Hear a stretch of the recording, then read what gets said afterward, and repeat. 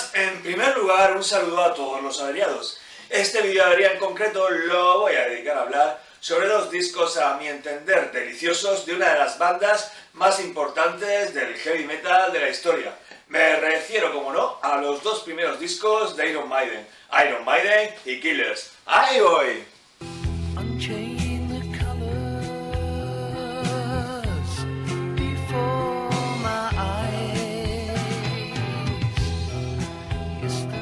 Ha pasado el tiempo y los dos primeros discos de Iron Maiden y Killers, siguen sonando prácticamente como el primer día. Yo particularmente los adoro. Esa mezcla entre el punk y el hard rock setentero me parece delicioso. Igual que aquella sensación de principio de ciclo de época, con sus irregularidades y tal vez sí pasos en falso, pero también aquel descaro y esa inmensa energía.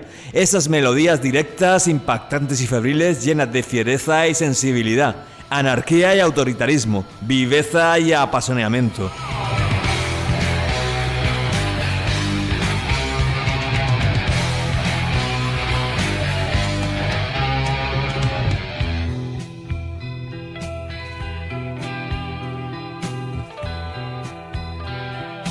Ambos discos, Iron Maiden y Killer, se encuentran llenos de canciones que son ráfagas de metralleta, escupitajos al suelo y también narraciones crudas sobre la vida en las ciudades modernas, el duro ritual del trabajo cotidiano. La verdad es que yo creo que aun reconociendo que la banda probablemente tenga creaciones mejores, Iron Maiden y Killer son sin duda alguna mis LPs favoritos de los maestros del metal, o al menos los que llevaron a este género a la madurez absoluta. Terminaron de definir junto a Judas Priest totalmente sus contornos, inspirándose en los pasos de Black Sabbath, determinadas estructuras del rock sinfónico y muchos de los hallazgos de Deep Purple, Thin Lizzy o Wishbone Ash.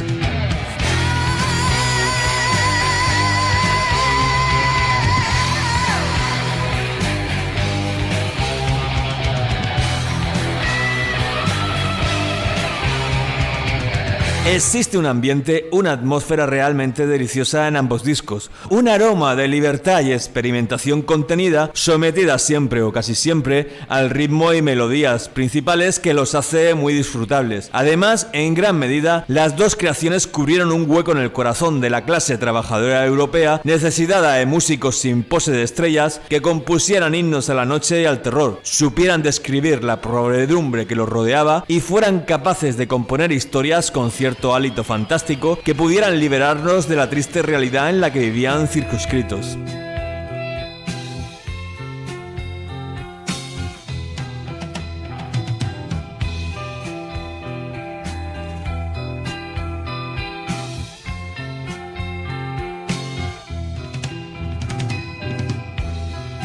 Paul Di'Anno, el cantante, era una bestia, un espectro fantasmal que no se sabía si había llegado desde el infierno o de un concierto de Darknet en un estercolero. Era el rey del cuero, un cruzo entre Elvis y John Lydon, la voz de los demonios, el boxeador que noqueaba con un solo golpe a quien se le pusiera delante, con un grito o un movimiento de cadera, una presencia amenazante y efectiva, un puñetazo al aire, el delirante que unía el punk y el heavy, equilibraba la inmediatez de las primeras composiciones de Iron Maiden con su tendencia cada vez más acusada a los desarrollos progresivos. Además, Paul Di'Anno no era únicamente un chacal o un asesino, también poseía su parte Jekyll, y como demostraba en la inquietante, deliciosa Remember Tomorrow o la magnética Prodigal Song, era capaz de convertirse en un ruiseñor, un cantante teatral y operístico, entonando a la luz de la luna en una góndola rodeada de suburbios de pesadilla, canciones misteriosas.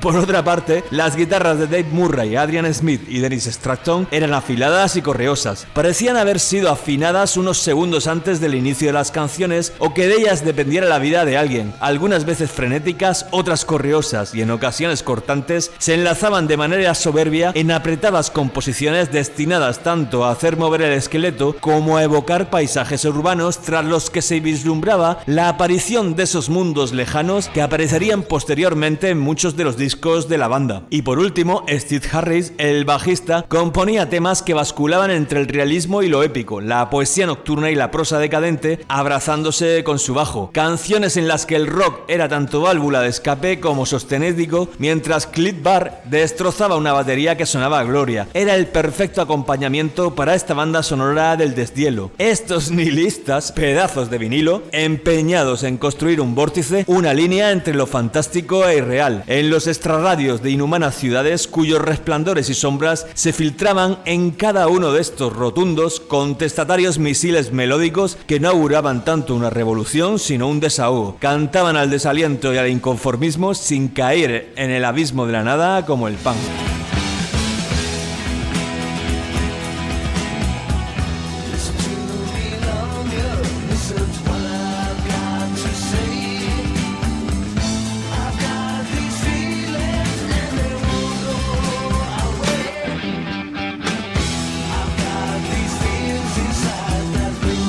Iron Maiden y Killers, Killer y Iron Maiden. La verdad es que yo realmente encuentro un enorme placer siempre al volverlos a escuchar. Probablemente porque resuman espontaneidad y franqueza. Fueron hechos sin excesivas presiones, con total naturalidad, sin preocupaciones de dinero o de cumplir altas expectativas, como los antiguos partos atendidos en los hogares, sin artificios, con total inmediatez y sin una conciencia definida de lo que era la profesionalidad, con el deseo y la determinación sí, pero no la total conciencia, y eso los hace deliciosos, como el sabor de la fruta justo días antes de madurar. Killers e Iron Maiden, repito, Iron Maiden y Killer, fueron dos discos que probablemente no cambiaron la historia del rock, ni falta que hacía, pues les bastaba con golpear el rostro al mundo y hacerlo tambalearse para sentirse satisfechos, ilustrar musicalmente la atmósfera de aquellas urbes a las que Charles Baudelaire dedicara poemas infernales, convirtiendo las inhumanas megalópolis de los años 80 en distritos míticos donde monstruos, fantasmas y asesinos andaban sueltos para deleite de sus habitantes, los fans del metal e hijos y habitantes del infierno.